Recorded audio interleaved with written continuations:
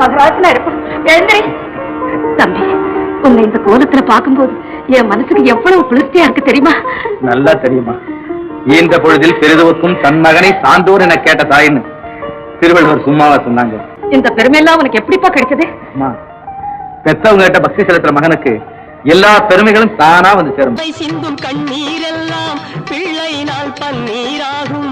அன்னை சிந்தும் கண்ணீரெல்லாம் பிள்ளையினால் பன்னீராகும். ஆசை தரும் கனவுகள் எல்லாம் அவனால் தான் நனவுகளாகும். ஆசை தரும் கனவுகள் எல்லாம் அவனால் தான் நனவுகளாகும். அன்று தொட்டு நீ நினைத்த எண்ணம் என்னம்மா, அதை இன்று தொட்டு நான் முடிக்கும் வண்ணம் பாரம்மா.